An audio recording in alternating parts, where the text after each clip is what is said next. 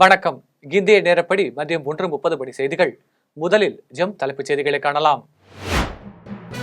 டெல்லி சட்டசபை தேர்தல் 11 மணி நிலவரப்படி 19.95% வாக்குகள் பதிவு. மகா கும்பமேளா திருவேணி சங்கமத்தில் புனித நீராடினார் பிரதமர் மோடி. பலத்த பாதுகாப்பு ஏற்பாடுகள் தீவிரம். ஈரோடு கிழக்கு தொகுதி இடைத்தேர்தல் காலை 11 மணி நிலவரப்படி 26.03% வாக்குகள் பதிவு. நாளை நெல்லை செல்கிறார் முதலமைச்சர் மு.க. ஸ்டாலின். 3 நாட்களுக்கு ட்ரோன்கள் பறக்க தடை, போலீஸ் கமிஷனர் உத்தரவு. கேரளாவில் கால்பந்து போட்டியின் போது பார்வையாளர்களின் மாடம் சரிந்து விபத்து. படுகாயம் அடைந்தோரின் எண்ணிக்கை 100ஆக உயர்வு. கொடியேற்றத்துடன் கோலாகலமாக தொடங்கியது பழனி தைப்பூச திருவிழா.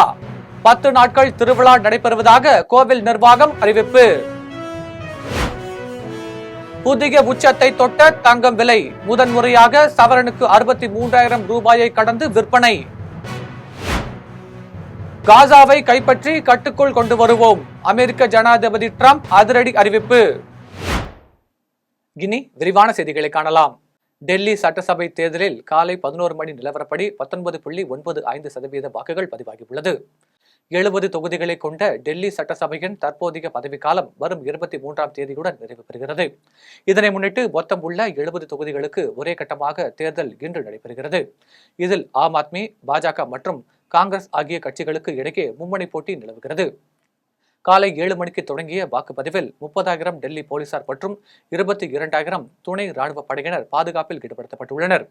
இந்நிலையில் டெல்லி சட்டமன்ற தேர்தலில் ஜனாதிபதி திரௌபதி முர்மு ஜனாதிபதி தோட்டத்தில் உள்ள டாக்டர் ராஜேந்திர பிரசாத் கேந்திரிய வித்யாலயாவில் வாக்களித்தார். முன்னதாக மத்திய அமைச்சர்கள் ஜெய்சங்கர் மற்றும் ஹர்தீப் சிங் பூரி, காங்கிரஸ் தலைவர் ராகுல் காந்தி மற்றும் டெல்லி முதலமைச்சர் அதிஷி ஆகியோர் தங்களது வாக்குகளை செலுத்தினர். இந்த நிலையில் டெல்லி சட்டசபை தேர்தலில் காலை 11 மணி நிலவரப்படி 19.95% வாக்குகள் பதிவாகியுள்ளது. மகா கும்பமேளா திருவேணி சங்கமத்தில் பிரதமர் மோடி புனித நீராடினார். உத்தரப்பிரதேச மாநிலம் பிரயாக்ராஜில் மகா கும்பமேளா கடந்த மாதம் 13ஆம் தேதி தொடங்கி கோலாகலமாக நடைபெற்று வருகிறது. தினமும் லட்சக்கணக்கான பக்தர்கள் மற்றும் சாதுக்கள் திருவேணி சங்கமத்தில் புனித நீராடி வருகின்றனர். பொதுமக்கள் மட்டுமின்றி அரசியல் தலைவர்கள், பிரபலங்கள் என பலரும் புனித நீராடி வருகின்றனர். அந்த வகையில் கடந்த சில நாட்களுக்கு முன்பு மத்திய உள்துறை அமைச்சர் அமித்ஷா புனித நீராடினார். இந்த நிலையில் பிரதமர் மோடி இன்று பிரயாக்ராஜ் சென்றுள்ளார். அங்கு ஆளுநர் ஆனந்திபென் பட்டேல், உத்தரப்பிரதேச முதலமைச்சர் யோகி ஆதித்யநாத் மற்றும் 2 துணை முதல்வர்களும் அவரை வரவேற்றனர். தொடர்ந்து முதலமைச்சர் யோகி ஆதித்யநாத்துடன் படகு மூலம் ஏரியல் கோட் பகுதியை சென்றடைந்த பிரதமர் மோடி திரிவேணி சங்கமத்தில் புனித நீராடினார். பிரதமர் வருகையை ஒட்டி பாதுகாப்பு ஏற்பாடுகள் பலப்படுத்தப்பட்டுள்ளது.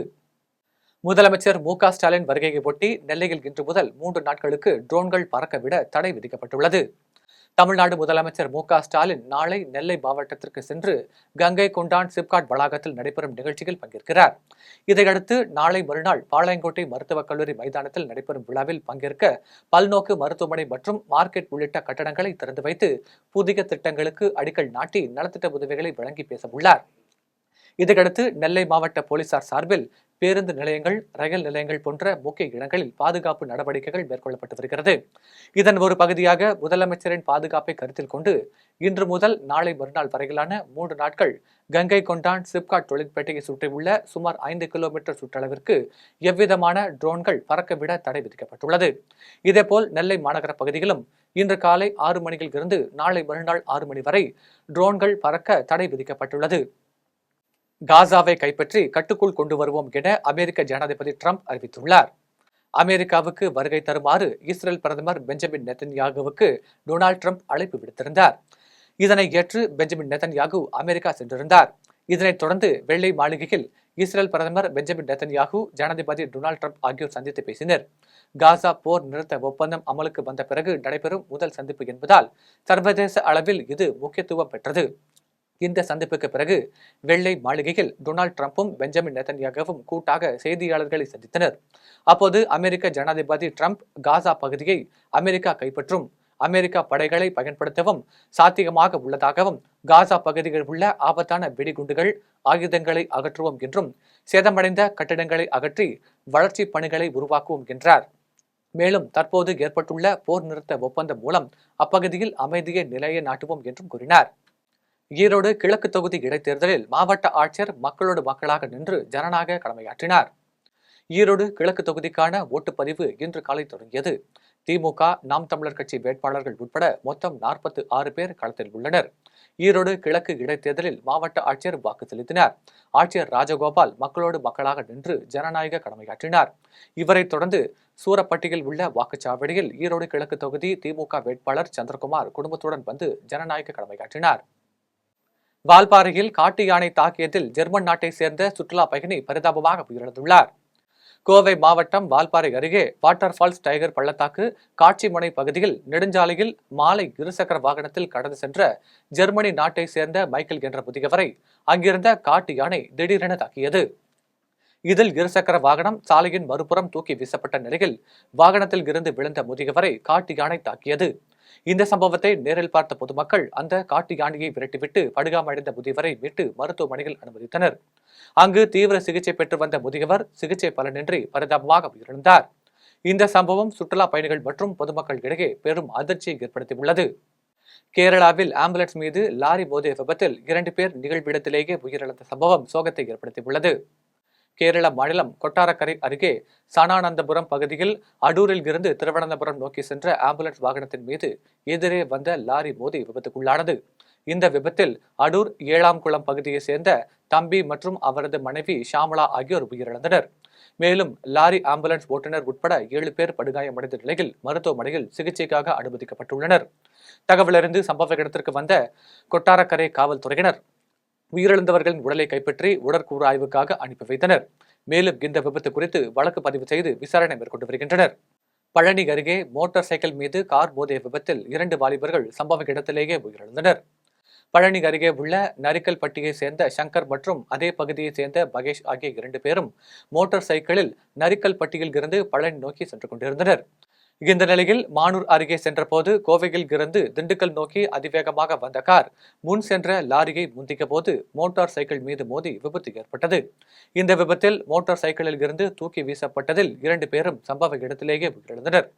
தகவலறிந்து சம்பவ இடத்திற்கு வந்த கீரனூர் போலீசார் பலியான 2 பேரின் உடல்களையும் கைப்பற்றி பிரேத பரிசோதனைக்காக பழனி அரசு மருத்துவமனைக்கு அனுப்பி வைத்தனர். மேலும் இந்த சம்பவம் குறித்து விசாரணை மேற்கொண்டு வருகின்றனர். திருப்பரங்குன்றம் விவகாரத்தில் மலை மீது உள்ள தர்காவை வேறு இடத்திற்கு மாற்ற வேண்டும் என்று பாஜக மூத்த தலைவர் ராஜா தெரிவித்துள்ளார். மதுரை மாவட்டம் திருப்பரங்குன்றம் கோவில் விவகாரம் தொடர்பாக பல்வேறு இந்து அமைப்புகள் சார்பில் போராட்டம் அறிவிக்கப்பட்டிருந்தது. இதனால் மாவட்ட நிர்வாகம் சார்பில் அப்பகுதியில் 144 தடை உத்தரவு பிறப்பிக்கப்பட்டது. இந்த நிலையில் இந்து அமைப்பினர் ஆர்ப்பாட்டத்திற்கு உயர்நீதிமன்ற மதுரை கிளையில் அனுமதி கோரி வழக்கு தொடர்ந்தனர்.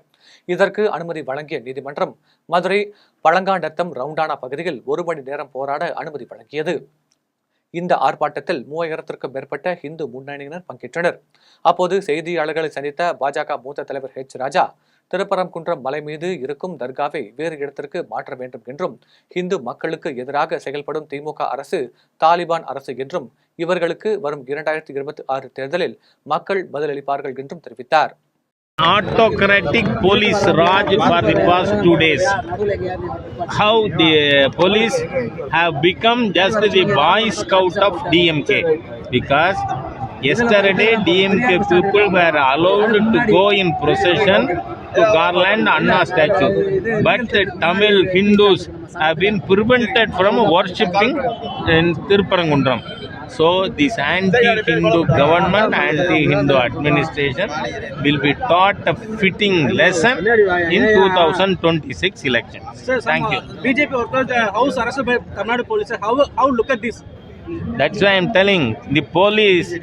They have now written the epitaph for the DMK rule in Tamil Nadu.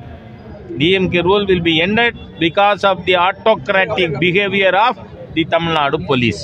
கேரளாவில் திருவிழாவிற்கு கொண்டு வரப்பட்ட யானை திடீரென மதம் பிடித்தபடி மரத்தடியில் ஓய்வெடுத்துக் கொண்டிருந்த இளைஞரை தந்தத்தால் குத்தி கொன்ற சம்பவம் அப்பகுதியில் பெரும் பரபரப்பை ஏற்படுத்தியது. கேரள மாநிலம் திருச்சூர் மாவட்டம் இளவள்ளி அருகே உள்ள சிற்றாற்றின்கரை பைதலிக்கல் திருக்கோவிலில் திருவிழா நடைபெற்று வருகிறது. இந்த திருவிழாவிற்கு சிறக்கால் கணேசன் என்ற யானை கொண்டு வரப்பட்டிருந்தது. அப்போது திருக்கோவில் வளாகத்தில் யானையை பாகன் ராஜேஷ் குளிப்பாட்டிக் கொண்டிருந்த போது யானை பாகனை கீழே தள்ளிவிட்டு சாலையில் அங்குமிகுமாக ஓடியது. அப்போது சுமார் 1.5 கிலோமீட்டர் தொலைவில் கோவில் திருவிழாவில் பொருட்களை விற்பனை செய்ய வந்த ஆலப்புழா மாவட்டத்தை சேர்ந்த ஆனந்த் என்பவர் மரத்தடியில் ஓய்வு எடுத்துக் கொண்டிருந்தார். இந்த நிலையில் தப்பி ஓடிய யானை ஓய்வெடுத்துக் கொண்டிருந்த ஆனந்த் மீது தாக்குதல் நடத்தி தந்தத்தால் குத்தி காயப்படுத்தியது. இதில் பலத்த காயமடைந்த ஆனந்தை மீட்டு அருகில் இருந்தவர்கள் சாவக்காடு அரசு மருத்துவமனையில் அனுமதித்தனர். ஆனால் ஆனந்த் சிகிச்சை பலனின்றி உயிரிழந்தார். திருவிழாவிற்கு கொண்டு வரப்பட்ட யானை மதம் பிடித்தபடி ஓடி ஒருவரை குத்தி கொன்ற சம்பவம் அப்பகுதியில் பெரும் பரபரப்பை ஏற்படுத்தியது. சங்ககிரி அருகே இருசக்கர வாகனத்தின் மீது கார் மோதிய விபத்தில் மனைவி சம்பவ இடத்திலேயே பரிதாபமாக உயிரிழந்தார். சங்ககிரி ஆலந்தூர் ரெட்டியார் பாளையம் கிராமத்தை அடுத்த வட நல்லாம்பாளையத்தை சேர்ந்த கூலி தொழிலாளி ராஜேந்திரன் என்பவர் தனது மனைவி பூங்கொடியை அழைத்துக் கொண்டு இருசக்கர வாகனத்தில் பவானி நோக்கி சென்று கொண்டிருந்தார். வீராட்சிபாளையம் பேருந்து நிறுத்தம் அருகே சென்றபோது சேலத்தில் இருந்து கோவை நோக்கி சென்ற கார் இருசக்கர வாகனத்தின் மீது மோதி விபத்துக்குள்ளானது. விபத்தில் மனைவி பூங்கொடி தூக்கி வீசப்பட்டு சம்பவ இடத்திலேயே உயிரிழந்தார். படுகாயம் அடைந்த ராஜேந்திரனை அருகில் இருந்தவர்கள் மீட்டு குமாரபாளையம் அரசு மருத்துவமனைக்கு சிகிச்சைக்காக அனுப்பி வைத்தனர். இதுகுறித்து தகவலறிந்து சம்பவ இடத்துக்கு விரைந்து வந்த காவல்துறையினர் உயிரிழந்த பூங்கொடியின் உடலை மீட்டு பிரேத பரிசோதனைக்காக குமாரபாளையம் அரசு மருத்துவமனைக்கு அனுப்பி வைத்தனர். மேலும் வழக்கு பதிவு செய்து விபத்தை ஏற்படுத்தியது கேரள மாநிலம் எர்ணாகுளம் பகுதியைச் சேர்ந்த கார் ஓட்டுநர் முகமது அப்துல் வாஹிதை கைது செய்தனர். கேரளாவில் வேகமாக சென்ற இருசக்கர வாகனம் காரில் மோதியதில் இருசக்கர வாகனத்தை ஓட்டி வந்த இளைஞர்கள் தூக்கி வீசப்படும் சிசிடிவி காட்சிகள் வெளியான நிலையில் பொதுமக்களை அதிர்ச்சி கிடைக்க செய்தது. கேரள மாநிலம் கொல்லம் மாவட்டம் கடக்கல் பகுதியைச் சேர்ந்த அபிஷேக் மற்றும் மகேஷ் ஆகிய இருவரும் இருசக்கர வாகனத்தில் கடக்கல்லில் இருந்து கொல்லம் சாலையில் வேகமாக சென்று கொண்டிருந்தனர். அப்போது எதிரே வந்த கார் மீது இளைஞர் ஓட்டி வந்த இருசக்கர வாகனம் எதிர்பாராத விதமாக நேருக்கு நேர் மோதி விபத்துக்குள்ளானது. இந்த விபத்தில் இளைஞர்கள் இருவரும் சாலையில் தூக்கி வீசப்பட்டு படுகாயமடைந்தனர். விபத்தை கண்ட அப்பகுதியைச் சேர்ந்தவர்கள் இருவரையும் மீட்டு திருவனந்தபுரம் அரசு மருத்துவக் கல்லூரி மருத்துவமனையில் சிகிச்சைக்காக அனுமதித்தனர். இதனைத் தொடர்ந்து இந்த விபத்து குறித்து வழக்கு பதிவு செய்த கடக்கல் காவல்துறையினர் அப்பகுதியில் பொருத்தப்பட்டிருந்த சிசிடிவி காட்சிகளின் அடிப்படையில் விசாரணை மேற்கொண்டு வருகின்றனர். இருசக்கர வாகனத்தில் வேகமாக சென்று காரில் மோதிய இளைஞர்கள் தூக்கி வீசப்பட்ட சம்பவம் அப்பகுதியில் பெரும் பரபரப்பை ஏற்படுத்தியுள்ளது. தென்காசி அருகே மதுரை கொல்லம் தேசிய நெடுஞ்சாலையில் சென்ற கனரக வாகனம் சென்டர் மீடியேட்டரில் மோதி விபத்துக்குள்ளானதில் போக்குவரத்து பாதிக்கப்பட்டது. தென்காசி மாவட்டம் கொல்லம் திருமங்கலம் தேசிய நெடுஞ்சாலையில் அரியலூரில் இருந்து கேரள மாநிலம் புனலூருக்கு சிமெண்ட் லோடு ஏற்றிக்கொண்டு கனரக வாகனம் சென்று கொண்டிருந்தது. இந்த நிலையில் ஈனா விலக்கு பகுதியில் சென்று கொண்டிருந்த வாகனம் ஓட்டுநரின் கட்டுப்பாட்டை இழந்து சாலையின் நடுவே அமைக்கப்பட்டிருந்த சென்டர் மீடியேட்டரில் மோதி விபத்துக்குள்ளானது. இந்த விபத்தில் சிறு காயங்களுடன் ஓட்டுநர் உயிர் தப்பிய நிலையில் வாகனம் முற்றிலும் சேதமடைந்தது. தகவலறிந்து சம்பவ இடத்திற்கு வந்த இலாத்தூர் காவல்துறையினர் பாதிக்கப்பட்ட போக்குவரத்தை சீர் செய்தனர். மேலும் இரவு நேரத்தில் விபத்து ஏற்பட்டதால் பெரும் அசம்பாவிதம் தவிர்க்கப்பட்டதாக காவல்துறையினர் தெரிவித்தனர். ராமாபுரம் அருகே சாலையில் கிடந்த AK-47 ரக துப்பாக்கி குண்டுகளை போலீசார் CRPF படை வீரரிடமே மீண்டும் ஒப்படைத்தனர். சென்னை ராமாபுரம் மிகாட் மருத்துவமனை சிக்னல் அருகே AK-47 ரக துப்பாக்கியின் குண்டுகள் சாலையில் கிடந்தன. இதன் அருகில் துப்பாக்கியில் பொருத்தும்படி அதற்கான மேகசின் கவரில் லோடு செய்யப்பட்டு இருந்த குண்டுகளை தாம்பரத்தை சேர்ந்த சிவராஜ் என்ற இளைஞர் கண்டெடுத்தார். இது தொடர்பாக ராமாபுரம் காவல் நிலையத்திற்கு தகவல் தெரிவித்ததை தொடர்ந்து சம்பவ இடத்திற்கு வந்த போலீசார் துப்பாக்கி குண்டுகளை கைப்பற்றி விசாரணை மேற்கொண்டனர். விசாரணையில் அந்த குண்டுகள் CRPF படை வீரர்களுக்கு சொந்தமான துப்பாக்கி குண்டுகள் என்றும் பூந்தமல்லி CRPF கம்பெனியில் இருந்து ராஜ்பவன் பாதுகாப்பு பணிக்காக துணை ராணுவ படையினர் செல்லும் போது மேகசின் மற்றும் 30 தோட்டாக்கள் வாகனத்தில் இருந்து தவறுதலாக கீழே விழுந்ததும் தெரிய வந்தது. பின்னர் துப்பாக்கி குண்டுகளை CRPF படை வீரரிடமே ஒப்படைத்த ராமாபுரம் காவல்துறையினர் பொறுப்புடன் காவல்துறைக்கு தகவல் தெரிவித்த இளைஞர் சிவராஜை வெகுவாக பாராட்டினர். கடலூரில் போதை மாத்திரை விற்பனை செய்த கும்பலை போலீசார் கைது செய்தனர். கடலூர் மாவட்டம் காவல் கண்காணிப்பாளரின் தனிப்படை போலீசார் கடலூர் திருப்பாதிரி புலியூரில் பேருந்து நிலையம் அருகில் ரோந்து பணி மேற்கொண்டனர். அப்போது அங்கு சந்தேகத்திற்கிடமான வகையில் நின்று கொண்டிருந்த 3 பேரை பிடித்து அவர்களை சோதனை செய்தனர். இந்த சோதனையில் அவர்களிடம் போதை மாத்திரைகள் இருந்தது கண்டுபிடிக்கப்பட்டது. இதையடுத்து 3 பேரையும் பிடித்து விசாரணை மேற்கொண்டதில் கடலூர் புதுவண்டி பாளையத்தை சேர்ந்த சபரிநாதன், லட்சுமிபதி, சதீஷ் என்பதும் இவர்கள் ஈரோட்டை சேர்ந்த நபர்களிடம் போதை மாத்திரைகள் வாங்கி வந்தது தெரிய வந்தது. தொடர்ந்து கடலூர் மதுவிலக்கு அமலாக்க பிரிவு போலீசார் வழக்கு பதிவு செய்து அவர்களிடம் இருந்து 139 போதை மாத்திரைகள் மற்றும் 3 சிரஞ்சுகளை பறிமுதல் செய்து சபரிநாதன் உள்ளிட்ட 3 பேரையும் கைது செய்து சிறையில் அடைத்தனர். இதையடுத்து போதை மாத்திரைகள் விற்பனை செய்யும் ஈரோட்டை சேர்ந்த கண்ணன், சல்மான் கான், வினோத்குமார், கலைவாணி ஆகியோரை தனிப்படை போலீசார் கைது செய்தனர்.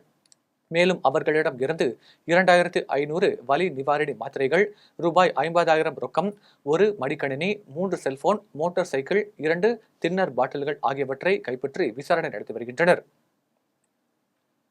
கேரளாவில் கால்பந்து போட்டியின் போது பார்வையாளர்கள் இருந்த மாடம் இடிந்து விழுந்ததில் 100க்கும் மேற்பட்டோர் படுகாயமடைந்தனர். கேரள மாநிலம் பட்டாம்பி அருகே வல்லப்புழா பகுதியில் தனியார் அமைப்பு சார்பில் இரவு நேர கால்பந்து போட்டி நடைபெற்றது. இந்த போட்டிகளை பார்வையாளர்கள் பார்ப்பதற்காக மைதானத்தை சுற்றி தற்காலிக மாடம் அமைக்கப்பட்டிருந்தது. இந்நிலையில் போட்டியை காண அதிக அளவில் இளைஞர்கள் குவிந்ததால் அதிகாலையில் மாடத்தின் ஒரு பகுதி திடீரென உடைந்து விழுந்து விபத்துக்குள்ளானது. இந்த விபத்தில் பார்வையாளர்கள் 100க்கும் மேற்பட்டோர் படுகாயமடைந்த நிலையில் பட்டாம்பி அரசு மருத்துவமனை மற்றும் பாலக்காடு மருத்துவமனைகளில் அனுமதிக்கப்பட்டுள்ளனர். தகவலறிந்து சம்பவ இடத்திற்கு வந்த வல்லப்புழா போலீசார் இந்த சம்பவம் குறித்து விசாரணை மேற்கொண்டனர். விசாரணையில் தனியார் அமைப்பு அதிக அளவில் டிக்கெட் விற்பனை செய்து பார்வையாளர்களை அனுமதித்த நிலையில் போதுமான பாதுகாப்பு நடவடிக்கைகளை மேற்கொள்ளவில்லை என தெரியவந்துள்ளது. இதையடுத்து நிகழ்ச்சி ஏற்பாட்டாளர்கள் மீது வழக்கு பதிவு செய்த போலீசார் விசாரணை மேற்கொண்டு வருகின்றனர். மகளிர் உலகக்கோப்பை கிரிக்கெட் போட்டியில் வெற்றி பெற்ற தமிழ்நாட்டை சேர்ந்த கமலினுக்கு சென்னை விமான நிலையத்தில் உற்சாக வரவேற்பு அளிக்கப்பட்டது. மலேசிய நாட்டில் 19 வயதிற்கு உட்பட்டோருக்கான மகளிர் உலகக்கோப்பை கிரிக்கெட் போட்டி நடைபெற்றது. இதில் தென்னாப்பிரிக்கா மகளிர் அணியை வீழ்த்தி இந்திய மகளிர் அணி 19 வயதிற்கு உட்பட்ட மகளிர் உலகக்கோப்பையை வென்று சாதனை படைத்தது. இந்த அணியில் தமிழ்நாட்டை சேர்ந்த 16 வயதுடைய கமலினி இடம்பெற்றிருந்தார். இந்நிலையில் டெல்லியில் இருந்து சென்னை திரும்பிய கமலினுக்கு விமான நிலையத்தில் பெற்றோர்கள், உறவினர்கள் உற்சாக வரவேற்பு அளித்தனர். அப்போது செய்தியாளர்களிடம் பேசிய கமலினி மகளிர் உலகக்கோப்பை வென்றது மகிழ்ச்சி அளிப்பதாகவும், கடின உழைப்பு இருந்தால் அனைத்து பெண்களும் கிரிக்கெட் போட்டியில் சாதனை படைக்க முடியும் எனவும் கூறினார். அது கிரிக்கெட்ல அச்சீவ் பண்ணா ரொம்ப நிறைய ஹார்ட் ஒர்க் பண்ணணும். வெளிநாட்டு விளையாண்ட அனுபவங்கள் எப்படி இருந்துச்சு? அதே போல மற்ற பிளேயர்ஸோட பாண்டிங் மற்ற டீமோட பாண்டிங், எஸ்பெஷலி இந்த சவுத் ஆப்பிரிக்கா டீம் வந்து செம கேரக்டர். ஆக்சுவலி எனக்கு ரொம்ப பிடிச்சவங்க. கேப்டன்ற பொண்ணு என்கிட்ட ரொம்ப ரொம்ப ஃப்ரெண்ட் அந்த கேப்டன் எனக்கு. ஸோ அந்த டீமை வந்து எப்படி சொல்றதுன்னா, அந்த சைடு டீமே வந்து எனக்கு ரொம்ப பிடிக்கும். அந்த சைடை நம்ம இந்தியா விட்டுட்டு அந்த சைடு போனாலே ரொம்ப பிடிக்கும். எல்லாரும் நல்ல பழகுவாங்க எல்லாரும். கோவையில் தனியார் பள்ளியில் நடைபெற்ற பள்ளி ஆண்டு விழாவில் மாவட்ட ஆட்சியர் கிராந்திகுமார் பாடி சிறப்பு விருந்தினராக கலந்து கொண்டார். கோவை ராமநாதபுரம் பகுதியில் செயல்பட்டு வரும் தனியார் பள்ளியின் 31வது ஆண்டு விழா பள்ளி வளாகத்தில் நடைபெற்றது. விழாவில் சிறப்பு விருந்தினராக மாவட்ட ஆட்சியர் கிராந்திகுமார் பாடி மற்றும் கௌரவ விருந்தினராக கிருஷ்ணராஜ் வானவராயர் ஆகியோர் கலந்து கொண்டு பள்ளி மாணவர்கள் மற்றும் பெற்றோர்கள் மத்தியில் உரையாற்றினர். முன்னதாக பள்ளியில் சிறப்பாக செயல்பட்ட ஆசிரியர்கள் மற்றும் மாணவ மாணவிகளுக்கு மாவட்ட ஆட்சியர் சான்றிதழ் வழங்கி கௌரவித்தார். தொடர்ந்து இந்தியாவின் பன்முக தன்மையை போற்றும் விதமாக பல்வேறு தமிழர்களின் தற்காப்பு கலைகள், நாடகம் மற்றும் நடன நிகழ்ச்சிகள் நடைபெற்றது. விழாவில் ஆட்சியர்கள், மாணவர்கள், பெற்றோர்கள் மற்றும் பள்ளி ஊழியர்கள் என பலர் கலந்து கொண்டனர். கள்ளச்சாராயத்தை ஒழித்துவிட்டு கள் விற்க அனுமதிக்க வேண்டும் என செங்கல்பட்டு ஆட்சியரிடம் தமிழ்நாடு மரமேறும் பாதுகாப்பு நல சங்கத்தினர் கோரிக்கை விடுத்துள்ளனர்.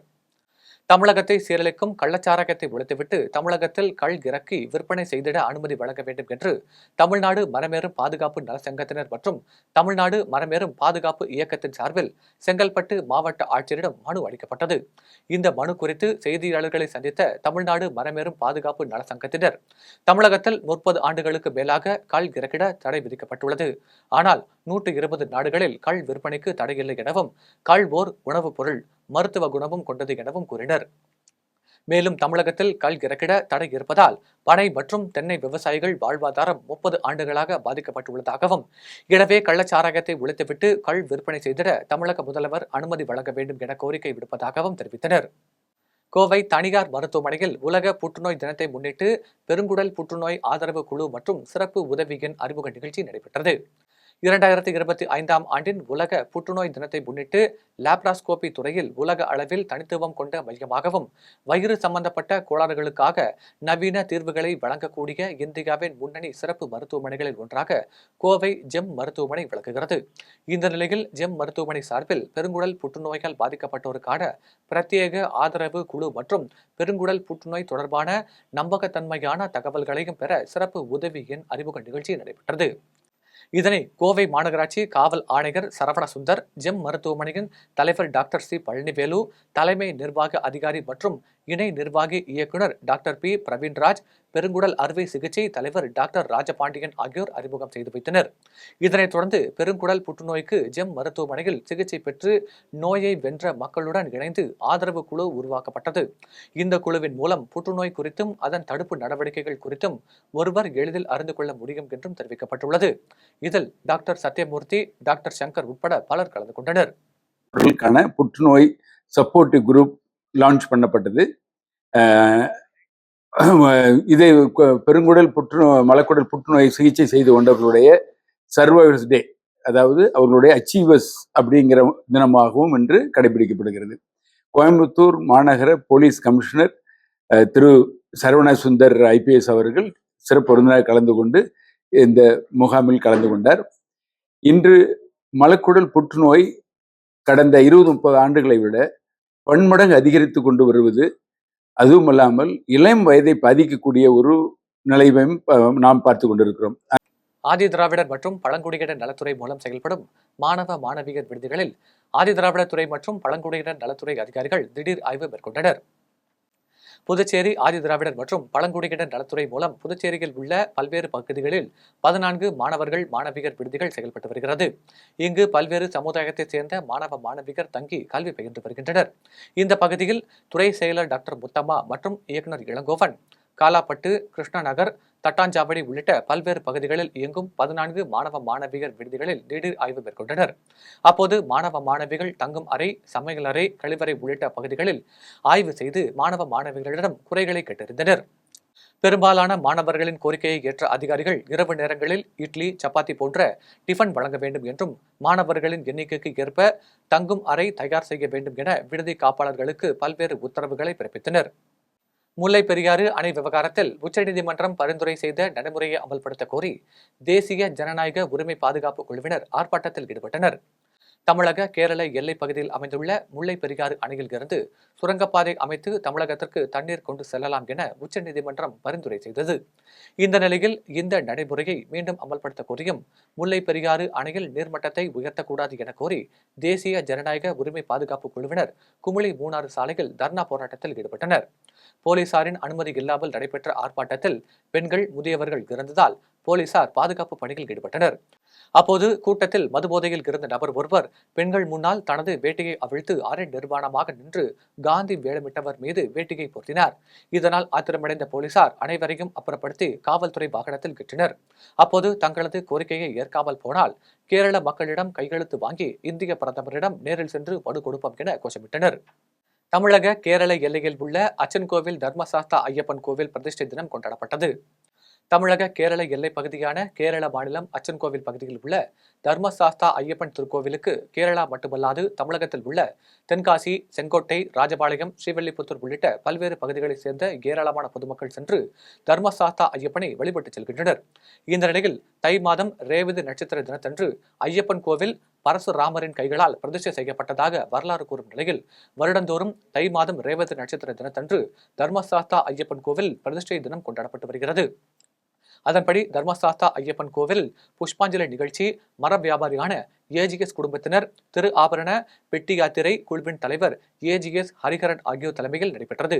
விழாவில் தர்மசாஸ்தா ஐயப்பனுக்கு சிறப்பு அபிஷேக ஆராதனைகளுடன் 2000 கிலோ பூக்களால் புஷ்பாஞ்சலி சிறப்பாக நடைபெற்றது. நெல்லை அருகே அற்புதர் உவரி புனித அந்தோணியார் ஆலய திருவிழா கொடியேற்றத்துடன் தொடங்கியது. நெல்லை மாவட்டம் திசையன்விளை அடுத்த உவரையில் பிரசித்தி பெற்ற புனித அந்தோணியார் ஆலயம் அமைந்துள்ளது. இந்த ஆலயத்தில் ஆண்டு திருவிழாவை ஒட்டி மாலை கொடியேற்றத்துடன் திருவிழா தொடங்கியது. இதில் பாளையங்கோட்டை முன்னாள் மறை மாவட்ட ஆயர் ஜூடு பால்ராஜ் தலைமை தாங்கி கொடியை அர்ச்சித்து கொடிமரத்தில் கொடியேற்றினார்.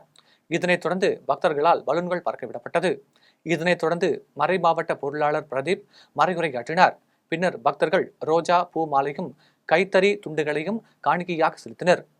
13 நாட்கள் நடைபெறும் இத்திருவிழாவில் தினமும் காலை திருயாத்திரை திருப்பலியும், மாலை திருக்கருணை ஆசிரம் ஜபமாலையும் நடைபெறும். வரும் 16ஆம் தேதி காலை பெருவிழா கூட்டு திருப்பலியை தூத்துக்குடி மறை மாவட்ட ஆயர் ஸ்டீபன் அந்தோணி நடத்துகிறார். இரவு 10 மணிக்கு புனித அந்தோணியாரின் சப்பர பவனி நடைபெறவுள்ளது. திருவிழா ஏற்பாடுகளை பங்கு இறை மக்கள், பங்கு தந்தையர், அருட்கண்ணியர்கள் செய்துள்ளனர். இனி வருவது வானிலை செய்திகள்.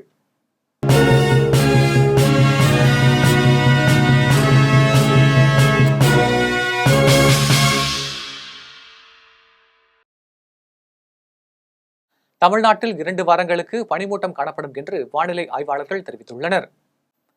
கடந்த 2 தினங்களாக தமிழ்நாட்டில் பனியின் தாக்கம் மேலும் அதிகரித்துள்ளது. அதிலும் சென்னையில் நேற்று கடும் பனிமூட்டம் இருந்தது. காலை 8 மணி வரை பனிமூட்டம் பல இடங்களில் தென்பட்டது. சென்னை மட்டுமல்லாது வட மாவட்டங்களில் பெரும்பாலான இடங்களில் பனிமூட்டம் இருந்தது. இன்றும் வேலூர், திருப்பத்தூர், திருவண்ணாமலை, ஈரோடு உள்ளிட்ட தமிழகத்தின் உள் மாவட்டங்களில் பனிமூட்டம் காணப்பட்டது. இன்னும் 2 வாரங்களுக்கு தமிழ்நாட்டில் இதுபோல் பனிமூட்டம் விட்டு விட்டு காணப்படும் என்றும் நள்ளிரவு 2 மணிக்கு பின்னர் குளிர் அதிகமாக இருக்கும் என்றும் வானிலை ஆய்வாளர்கள் தெரிவித்துள்ளனர். இனி வருவது தங்கம், வெள்ளி விலை மற்றும் பங்குச்சந்தை நிலவரம்.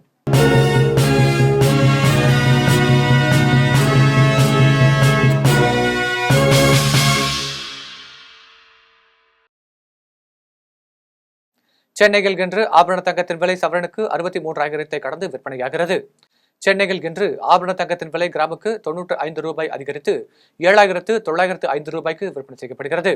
மேலும் ஒரு சவரன் 760 ரூபாய் அதிகரித்து 63,240 ரூபாய்க்கு விற்பனை செய்யப்படுகிறது.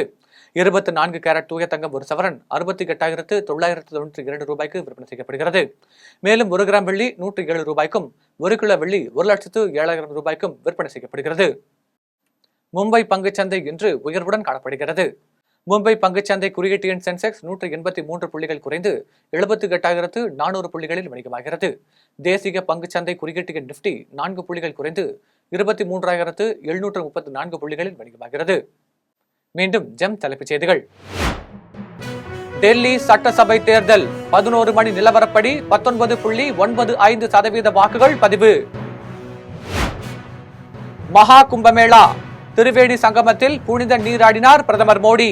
பலத்த பாதுகாப்பு ஏற்பாடுகள் தீவிரம். ஈரோடு கிழக்கு தொகுதி இடைத்தேர்தல் காலை 11 மணி நிலவரப்படி 26.03% வாக்குகள் பதிவு. நாளை நெல்லை செல்கிறார் முதலமைச்சர் மு க ஸ்டாலின். 3 நாட்களுக்கு ட்ரோன்கள் பறக்க தடை, போலீஸ் கமிஷனர் உத்தரவு. கேரளாவில் கால்பந்து போட்டியின் போது பார்வையாளர்களின் மாடம் சரிந்து விபத்து. படுகாயம் அடைந்தோரின் எண்ணிக்கை 100ஆக உயர்வு. கொடியேற்றத்துடன் கோலாகலமாக தொடங்கியது பழனி தைப்பூச திருவிழா. 10 நாட்கள் திருவிழா நடைபெறுவதாக கோவில் நிர்வாகம் அறிவிப்பு. புதிய உச்சத்தை தொட்ட தங்கம் விலை முதன்முறையாக சவரனுக்கு 63,000 ரூபாயை கடந்து விற்பனை. காசாவை கைப்பற்றி கட்டுக்குள் கொண்டு வருவோம், அமெரிக்க ஜனாதிபதி டிரம்ப் அதிரடி அறிவிப்பு. இத்துடன் ஜெம் செய்திகள் நிறைவடைகின்றன. மீண்டும் ஜெம் செய்திகள் மாலை 6 மணிக்கு. உடனுக்குடன் செய்திகளுக்கான ஜெம் லைவ்.tv என்ற இணையதளத்தில் இணைந்திருங்கள். நன்றி, வணக்கம்.